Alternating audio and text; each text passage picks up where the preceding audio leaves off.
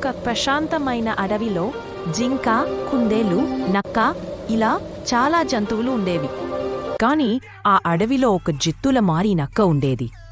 అది తన ఆహారాన్ని స్వయంగా సంపాదించుకునేది కాదు, ఇతర జంతువులను ఆహారాన్ని అడిగేది.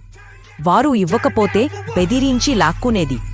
నక్క చేష్టలకు విసిగిపోయిన మిగతా జంతువులన్నీ విసుగు చెంది నక్క ఆగడాలను అరికట్టడానికి ఒక దగ్గర సమావేశమయ్యాయి. నక్క పని పట్టడానికి ఒకరోజు కుందేలు అడవిలో ఒక వస్తువు కోసం ఎగ వెతుకుతూ ఉంటుంది. కుందేలు అలా అడవినంతా వెతుకుతూ ఉండగా దానికి ఒక దుంప దొరికింది. నాకు కావలసిన దుంప దొరికిందని కుందేలు ఆనందంగా ఇక తను అనుకున్న ఉపాయాన్ని అమలు చేయాలని అనుకుంది. నక్క రాకను చూసిన కుందేలు ఆ దుంపను తింటున్నట్టు నటించడం మొదలుపెట్టింది.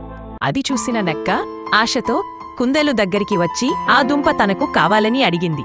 కుందేలు మొదట ఒప్పుకోనట్టు నటించి తరువాత ఆ దుంపని నక్కకిచ్చింది. ఉచితంగా ఆహారం దొరకడంతో నక్క ఆవురుమంటూ దుంపను తినడం మొదలుపెట్టింది.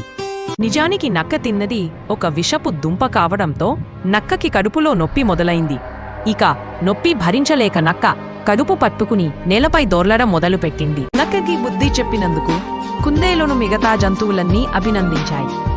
ఇక నక్క ఇతరుల దగ్గర ఆహారాన్ని లాక్కొని తినే తన అలవాటుకి సిగ్గుతో తన ముఖాన్ని నేలకు వాల్చింది.